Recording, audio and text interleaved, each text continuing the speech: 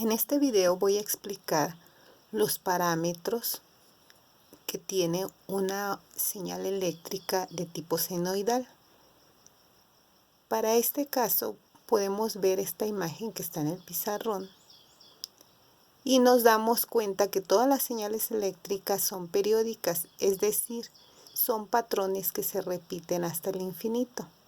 Como su nombre lo dice, la señal eléctrica de tipo senoidal va a ser una onda que se forma con el seno. Entonces aquí podemos empezar a ver los parámetros que son importantes.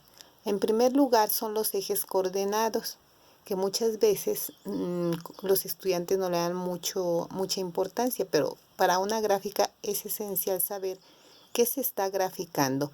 En este caso vamos a graficar tiempo en el eje horizontal y para este ejemplo se va a graficar voltaje en el eje vertical. En otras ocasiones las señales eléctricas también se puede graficar corriente en el eje vertical. Entonces vamos a tener estos parámetros, voltaje contra tiempo.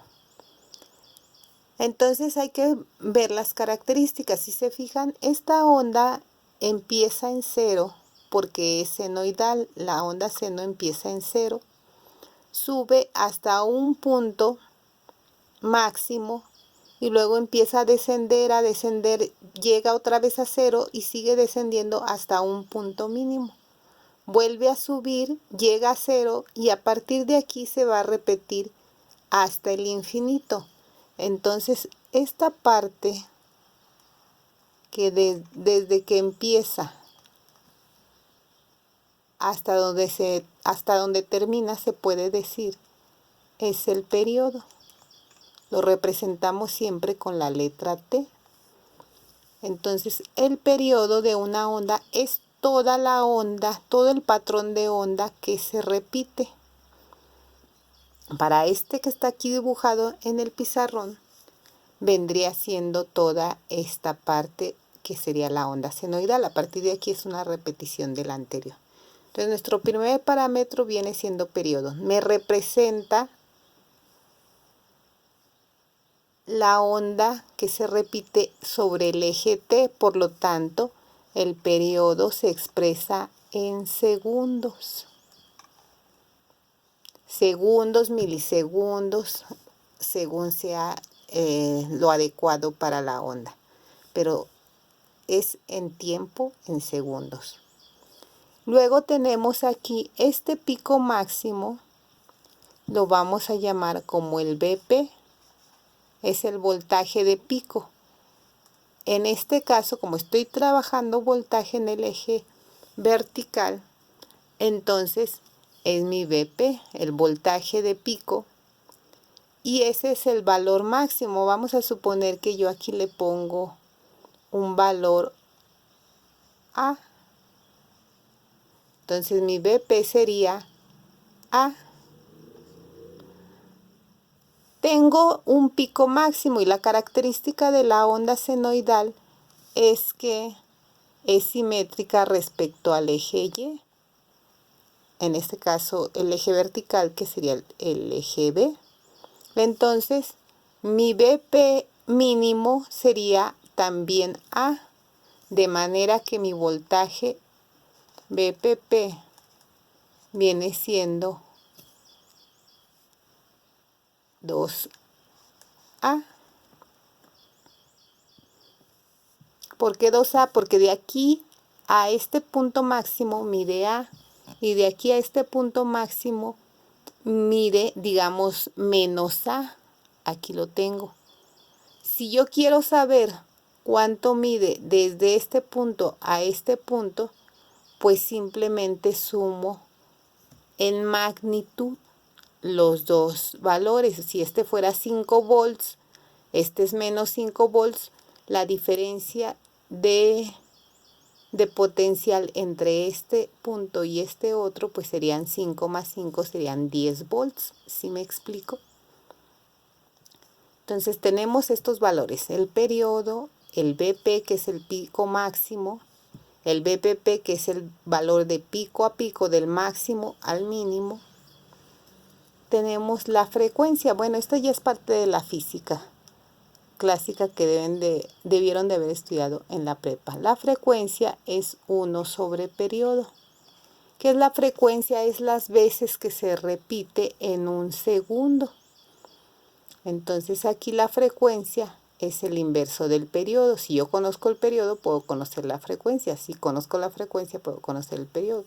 También hay otra fórmula básica de la física que es omega. Omega es el ángulo de una señal periódica en el tiempo, y entonces omega es igual a 2pi f.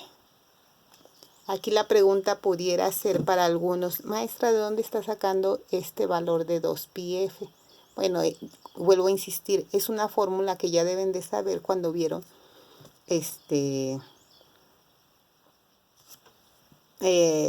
física, velocidad angular. Entonces aquí esta fórmula ya no la voy a explicar yo, porque esta ya requiere de muchos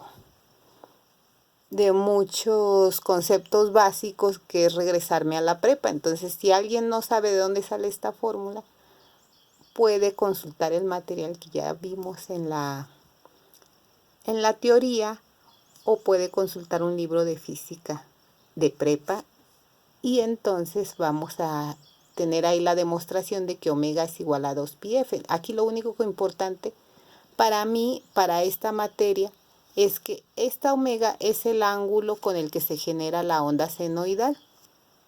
Entonces este ángulo va a depender de la frecuencia. Pi pues es un número y el 2 pues es otro número, ¿no? Entonces aquí lo único es que el ángulo depende de la frecuencia. Si es una frecuencia más alta, el ángulo va a ser también mayor. Si es una frecuencia más baja, el ángulo va a ser menor. Y entonces estos son los parámetros que tenemos para nuestra señal. Lo que nos queda por saber es cómo la represento esta señal matemáticamente. Entonces, si yo quisiera poner una ecuación que me genere esta señal eléctrica, tengo la función b de t. Ay, bueno, ya no me escribió muy flaquito. La b de t. ¿Por qué le pongo b de t? Porque es la función voltaje. Aquí esta es la b de t. Es la función voltaje que está referenciada o que depende de la variable t. Va a ser igual a lo que mida en el voltaje de pico, es decir, en este caso yo le puse que valía A. Si aquí hubiera sido un 5, entonces aquí sería 5. Si aquí el valor máximo es 1, entonces es 1. Si el valor máximo es 80, pues entonces aquí es 80. Seno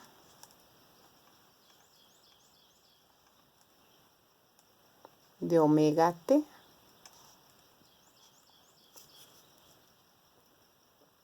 Y con eso tengo descrito perfectamente toda la señal eléctrica.